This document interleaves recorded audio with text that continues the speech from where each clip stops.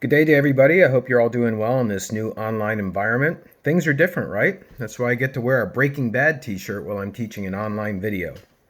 One of the things that I never thought that would propel me in my life to my current occupation at the time when I was doing it was my little talk show that I started as a 19-year-old at Millersville University on WIXQ radio.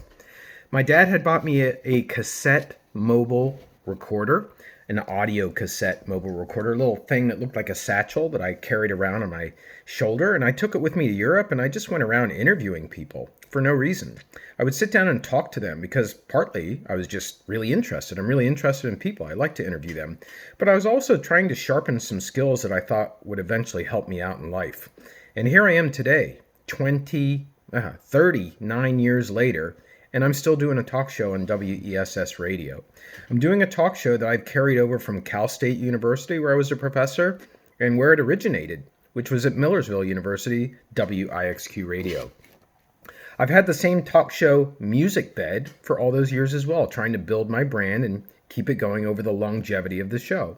And so I have a lot to say about today's class because today's class is all on interviewing. And originally I was going to have you conduct an interview, but it's probably the one assignment that I could not have you do because you really need to be in the room with a person when you conduct an interview. You can do a phone interview, but it's not what I was hoping to achieve with this assignment. So what we're going to do instead today is we're going to lay out some of the basic principles behind conducting a successful broadcast interview. And then we're going to give you an assignment in an email that I'll be sending out, which basically involves a paper that's going to be analyzing an interview that you get to choose on your own.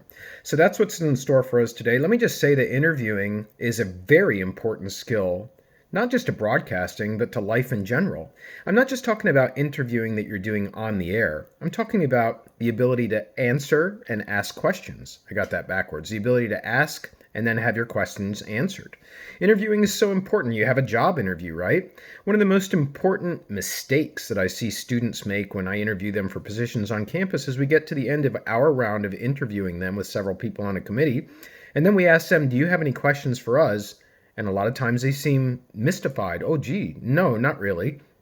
It's exactly the wrong kind of message to send. It says that you can't think of a single thing to ask the organization about that you might be going to work for, that everything was covered in the interview. It just simply is impossible. So don't make that mistake yourself. It's just another example of how interviewing takes place outside of a broadcast on-air setting that's very important. And then you have the whole dimension of news, where interviewing plays a central role every single day as you're going out trying to get information out of witnesses, suspects, local authorities, police officers, first responders, etc. You have to be able to get that information. It's not always easy. People are in a rush. People are afraid of the camera or the microphone. People are suspicious of what your motives might be as a reporter. People feel not confident in their abilities to articulate themselves. People not answering the question that you've asked. These are all the problems, some of the problems that you face as an interviewer. So interviewing is vastly important. And I haven't even mentioned how important it is in broadcasting. So let's talk about the different kinds of interviews that you can have in broadcasting. First of all, there's the actuality interview. The actuality interview, that word actuality is sometimes synonymously, by the way, used with the word sound effects, SFX. It basically means capturing sound or video from the field. So an actuality interview is capturing a soundbite for a newsmaker. You have maybe a couple moments that you have to talk to a person who's coming out of a courthouse or a politician who's going into the Capitol building to vote. Or you can grab a person who's going to spend more time with you, and that's going to be an actuality interview. Usually what happens is it gets edited down. People who are interviewed are almost always disappointed by what they think they said and then what they see on the news. They can speak for 3 minutes, and then they have 8 seconds on the news, and it's not the part of the sentence that they wanted to have captured. But that is one type of interview. Next up is the studio interview. The studio, which is what I'm going to be having you analyze for your paper. This is where you have 2 people or more sitting in a studio, a radio studio or a television studio. And parts of the studio can also be used as an actuality interview because you can grab sound bites from that studio interview and then you can use them in another another broadcast setting, a news report, for example. What you're looking for in this kind of situation is that you have a specific amount of time that's allocated to you. Now, that is somewhat changing in the world of podcasts, which can be more open-ended and less finite in terms of being 1 hour long or 30 minutes long. But the point here is that you usually in a studio interview are working against the clock. Now, the next kind of interview that I want to talk about is the subtypes of interviews. So you have those general types and then you have two subtypes, and it basically depends on what you're trying to achieve with your interview program.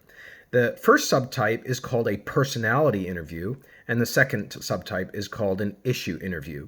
Now, let me illustrate for you in my radio talk show. It's a show that I would like to be providing you an example of, but unfortunately, I can't get into my office, and the shows that I have that are archived on Radio Free America, the website, they go down after 2 weeks because of copyright issues. They're only permitted to post an interview for 2 weeks, and since it's been more than 2 weeks since the pandemic, I can't give you an example of my work. That's unfortunate. Perhaps Zuri, I don't know if you have anything recorded from when you were my talk show producer.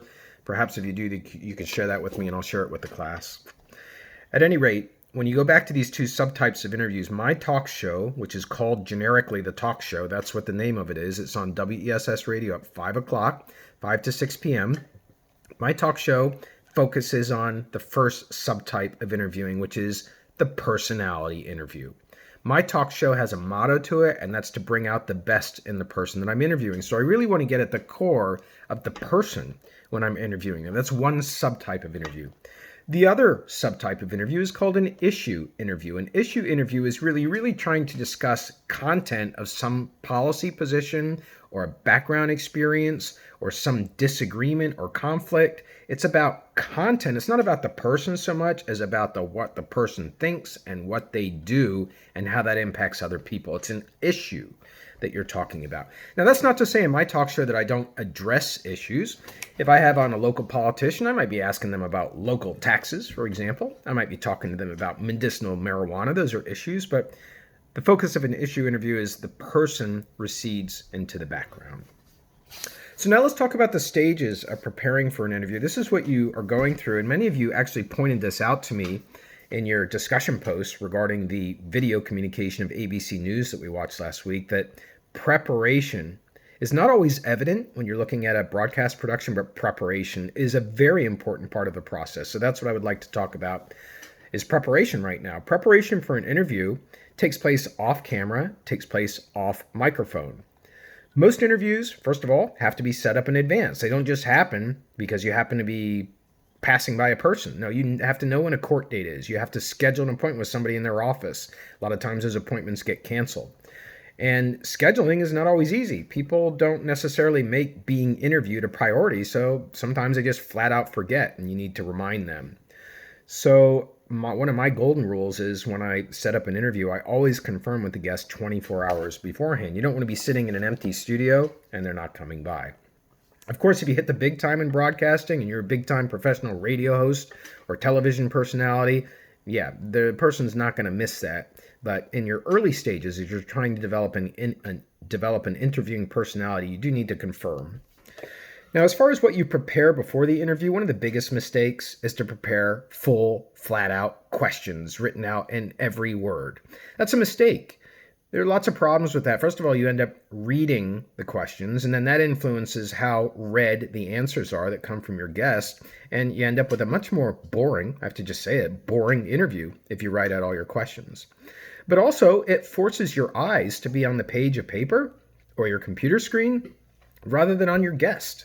And you need to be with your eyes on the guest so that you can observe their nonverbals, their kinesics, as we've been learning, so that you can see if there's something that they're revealing through their body language, which is said to be more communicative than actual words, something they're revealing that you would not have caught if your eyes are down here on the paper.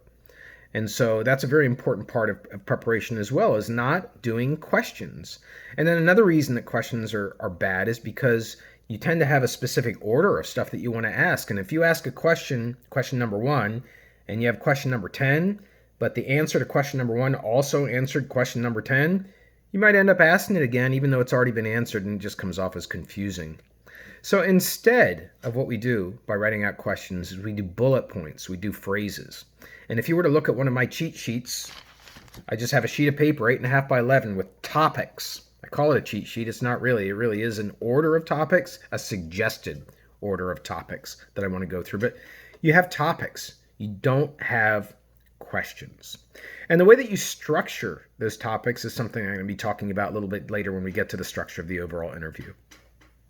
Now, one of the most important features of being able to prepare for a talk show interview or any kind of interview in broadcasting is your ability to research. You've got to know about people. You don't want to be asking things like, how many Heisman trophies did you win? Did your team win? Did your state win? Did your whatever win? That's a piece of information that's very easily out there. It shows a laziness on the part of the reporter. It shows a non-interest. And it shows an inability to really focus on getting to deeper stuff on the part of the interviewee that has not come out in usual questions. And that's what you should be trying to do. You should try to be original all the time. So you want to get a hold of a person's bio, their resume if you can. I always ask people when I do my talk show, as long as they send it to me 2 hours before the show, because it takes me 2 hours, by the way, to prepare for every talk show. That's how long it takes me to create my questions. As long as they send me their bio 2 hours before the show, they're good. But that's what I'm doing. I'm trying to research their situation. A resume is also good. And of course, you can talk to other people and get third-person opinions as well. You, generally speaking, want to know their accomplishments, the title that they have, any degrees that they've earned, and certainly their name and how to pronounce their name. And if you can't figure that out, sometimes you need to ask them right before the interview starts. And it's not insulting. It's actually respect. It's showing that you want to know how to pronounce their name. You also, in your research, want to make sure that you try and discover if there are any vested interests on the part of your guests. Any politician who comes on a talk show definitely has a vested interest. They want to be reelected, or most of the time they want to be reelected, and they also want to make sure that it's known that their positions and their votes are better than the other candidate. You need to know that. You need to know exactly what it is that their vested interest might be so that you can pull against that in your interview and create some balance to it. All right, so that wraps up preparation. Now we're going to move on to conducting the interview. And right before you begin the interview on air, one of the most important things that you do just prior to conducting the interview after preparation is to conduct small talk, phatic communication, as we call it in the field. The weather, where they parked on campus, how hungry they are, what they think about the coronavirus, anything that takes their mind off of what you're going to be asking them in the interview themselves. It's a way of relaxing the other person and yourself. It's a way for them to understand what kind of personality that you might be in the interview. And it's a way to get them at ease with the interview process. And you're doing this all instead of saying, I'm going to get you at ease with the interview process, you just kind of sneak it in there with small talk. So it's a very effective thing that you should be doing with your guests beforehand. Next up, if you have a person who is not skilled in broadcasting, you want to make sure that you familiarize them with appropriate microphone use. You want to make sure that they're sitting up straight. A lot of people have a tendency to have poor posture. A lot of people, they sit way away from the microphone because they're afraid of it. You need to get them close. A lot of people talk off mic. This is the microphone. They're speaking over here. You need to get them in a friendly way to understand that they're fine the way they are, but they should try and hold their position as much as possible, and that they should try to avoid banging on the table or any nervous gestures, touching the microphone cord. The sound will be picked up, or the video will be picked up, nervous tics and things like that. Now, you have to be tactful when you present this, and most people you don't have to say something to, but you need to know when it's happening, especially if you're live, when you don't have a lot of chance to correct it, unless through the IFB, your floor director or somebody else is telling you, hey, the guest is fidgeting too much with their necklace. You've got to be able to pick up that on your own. All right, next up is a recurring feature in an interview or a talk show, if you want to consider it to be that I'm going to be asking you to look for in your paper, and that is the constant identification of what the name of the show is, what the show is about, who you are, who the guest is, what their credentials are. Those 5 things. I urge you to stop this video and repeat it. I'm going to put it also in the email that I send out. And so you have to be doing these 3 things throughout the show. Why? Because people float in and out of interviews when they're watching them, when they're listening to them. And when they come in at 12 after the hour, if they haven't caught the beginning of the show where you introduce the guests and their credentials, then they're going to be lost and they're going to tune out. So this is about giving your audience constant access to the information that you're talking about in the interview. When do you do it? You always do it to start the show. You should do it before you go to a break, whether that's a commercial break or a PSA break. You should do it immediately after the break as well. And then you should finish up your very final statements, reminding the audience of the credentials of your guest. This is what you should be doing. This is what I would really like to be exemplifying by providing you an example of my talk show. And I'm going to continue to search and see if I can come up with one. They're all in my office. All right, so that's something that you need to look for, is the recurrence of that identifying information that gives your audience access. All right, next up is you want to avoid what I've already done twice in my instructor video today. I've counted them myself, and that is offering fillers. Fillers such as It is much better to just be silent as you try to gather your thoughts. A lot of people say because they're trying to buy time as they're putting their ideas together before they say them. A lot of people say those words because they can't quite get the handle on the exact description that they want to use. And unfortunately, it becomes very irritating to the audience, especially if you have them recurring regularly. One of the most annoying things to me, I shouldn't say this because it makes me feel like some ogre or something, is when I walk across campus and I'm following two students and I hear a conversation that goes like this. It was like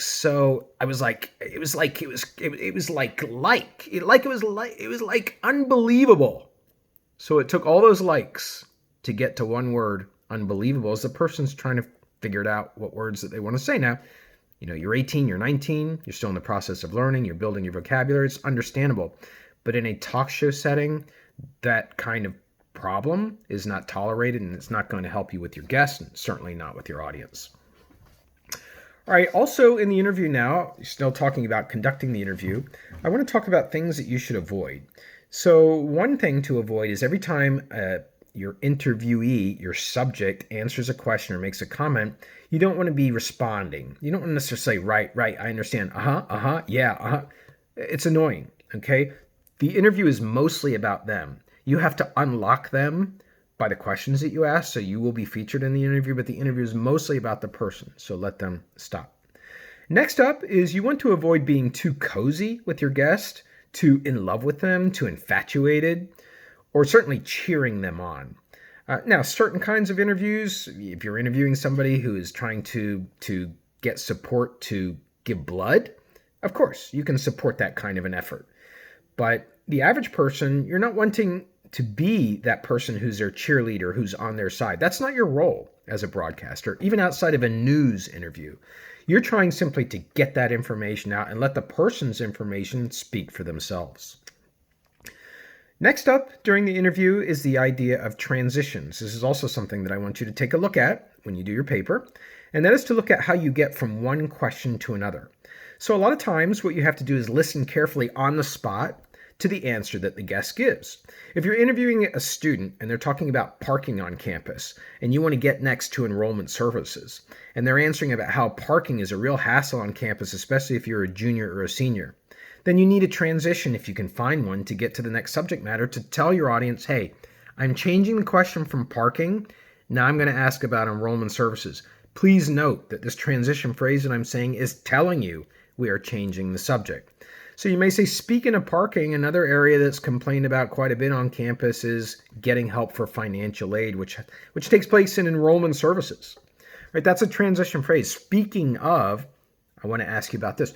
You need to try and find ways to tie in your questions, and it just tie in the responses to the next question, and it just adds better flow to the show. That's often what interviews are about, is flow. Do they seem kind of stuck in a stale period? Are they going too fast? Are the ideas coming at you too fast that you haven't been able to consider one idea until the next one has moved on? That's what you're trying to avoid in interviewing if you have flow, if you have transitions. Next up is you want to try and enhance your guest talents. You really want to try and bring out what it is that they do best. If they sing, try and bring that out on a show. If they have a foreign language capability, try and get them to speak. If they acted in something and they might play that character and get a role in that character for a moment, in other words, try and get them to perform, if you can, to exhibit their talents, more than just state what their talents are. Next up, conducting the interview is the importance of keeping your eyes on the clock and on whatever producer and other personnel that you are working with. Now, sometimes you have to use peripheral vision. That's the case in television. You have to have peripheral vision on the eyes of your floor director, even though you're not looking at them directly. But in radio, you can look at the clock and you are aware of that clock every second of that clock. And you're always in line of sight with a person producing your talk show, radio, or TV, because if they have to give you hand signals, you need to be able to see them. So make sure that you are doing that in an interview. You're using your eyesight outside of just looking at your guest. Next up, I mentioned this a little bit earlier, but I want to circle back. Try to avoid asking the obvious questions. Were you happy that you won the Super Bowl? Yeah, of course. Of course. Happy is nowhere near close to how a person would describe their emotions. Try to avoid the obvious questions. Also, try to avoid obscure questions. At what state did you find the frame of analysis colliding with the intersection of thought and action in the film that you made? What? Okay, so try to avoid obscure questions. Sometimes you're trying to get a handle on the words and your questions don't come out as you want them to.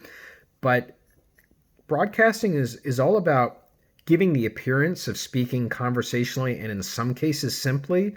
But it's only the words and the conversation that sounds conversational and simple. The thoughts are much deeper. And that's what great writing is all about. That's what broadcast writing is all about, really. When you have to write a 30-second story for a news report, you think, oh, great. It's not as long as a 15-word paper and 15-page paper. Well, guess what? It can be as hard because you have to be really, really succinct. And that's what you should be trying to do. You should try to be succinct conversationally, but the underlying thoughts, they're much deeper. All right, next up is to try to help a person who feels nervous. If they're nervous about answering a question, you change the subject, unless, of course, the nervousness is part of their job. If they're a politician, an elected official, somebody who has been appointed to a position who serves the public, a professor, anybody who is serving the public, they have a duty and a responsibility to answer for their decisions and the policies of those that they work around, who they work around. And so a nervous person in that case, that's on them. But if you're interviewing a 14-year-old who just won a track relay race and you want to interview, you got to help them. So you joke around, change the subject, comment on something that they did well. Do what you can to alleviate their nervousness. Yet another thing that you need to work on during conducting the interview is to not backtrack. And this can be a problem if you have a list of questions. Backtracking is all about, oh, I forgot to ask you about your time in jail back when we were talking about when you got arrested. Well, no, when you talked about when they were arrested earlier in the show, that's when you needed to ask them about jail.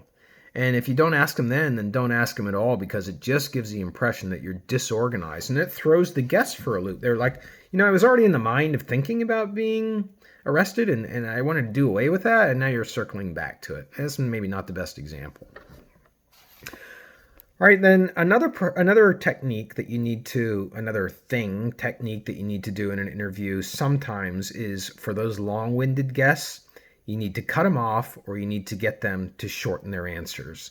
Sometimes people get so excited or they're so afraid that they're not giving everything that they should in the interview, or they believe that they haven't demonstrated their knowledge, or they've said something wrong, they want to go back and correct. They go on and on and on.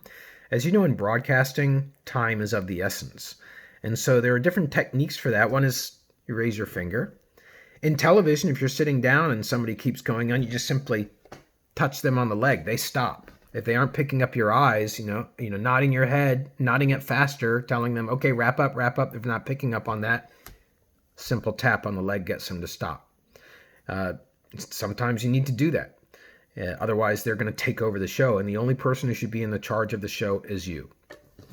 And then finally, before I go to the structure of the interview, you should try and keep the interview fair. Now, when I say fair, I don't mean kind to the interviewee. That's not necessarily your goal, depending on who your guest is. What I mean by being fair is you need to make sure if one particular opinion is coming out. If you have somebody on the show who's completely against fracking, the process of digging for oil in shale, then you need to make sure that you bring out that there's an opposing point of view. That environmentalists are concerned that fracking is harmful to the environment, that it's extracting chemicals that are then polluting our environment and running off into... You need to get that out. Now, is that your opinion? No. because you're the broadcaster. And so what you want to do is you want to place it on somebody else. This organization has a concern with fracking. How do you respond to that? You want to make sure that you're fair in terms of bringing balance. The balance does not come from you insofar as the source of the balance. You are only the person who facilitates that balance. All right, next up comes the structure of the interview. The structure of the interview, generally speaking, and this is what I'm going to ask you also to analyze in your paper today, should start off, if you look at an interview, as having 4 segments, usually 4 segments being divided up by commercials over the course of an hour. So segment 1 is going to be introductory stuff. It's going to be very feel-good stuff. It's going to be getting across a person's credentials, getting across their background, getting across their relationships with people, getting across very basic information, including their achievements. Now we go into section 2. In section 2, we start to talk about how their ideas became important, how their ideas started to take off, how there started to be an acceleration in whatever they're doing, bringing about importance to what they're doing, or bringing about importance to them as a person. We call it the taking off kind of period. You'll find the same structure in the documentaries that you're working on. That's segment 2. Segment 3 is usually where the controversial part of the show is planted. This is where you come back and challenge a person. This is where you get a person to defend their positions. This is where you ask a person about uncomfortable moments that they had to deal with because you've built their trust. You've established their credentials. You've complimented them. You've discussed how they became important as a person during their taking off. Now you need to get at mistakes that they made. Now you need to get at regrets. Now you need to get at problems that they caused other people. If you can bring that out in that type of interview, that's in the 3rd segment. Which takes you to the 4th segment, which is the wrapping up segment. In this segment, you're going to have a kind of a summary of everything that's happened with the person, but more importantly, you're looking to the future in that final segment. Where are they going next? What are they going to be doing now that they have this problem, this legal problem on their hands? What are they going to be doing now that they've been traded to another team? What are their thoughts about the future based on their past experiences? That's what you're handling in the final segment of a show. So now we go to the post part of the interview. It's our final element for our instructor video today. That's what happens after the interview. And basically there is a breakdown process that's involved, disassembling the equipment and taking it all away. It's sometimes providing the guests with access to the content that you recorded, whether you direct them to a website or whether you mail them out a DVD or give them an access to a link that can get them to their talk show on the cloud or lets them know when it's going to be broadcast. That's often part of the show. But most importantly becomes the self-analysis. It means looking at your work and analyzing it. I can tell you I've been conducting my radio talk show since 1981. And still today, I listen to my talk shows and I critique them. And I say, you should know better by now than to say twice in an instructor video. That's what broadcasting is about. It's a constant, I guess I could use the word assault on yourself because you're wanting to improve yourself and become better. You're fascinated by becoming better. You're passionate about it. That's a very important final stage of interviewing. So there, I hope you're ready for interviewing if you weren't already. Have a great day.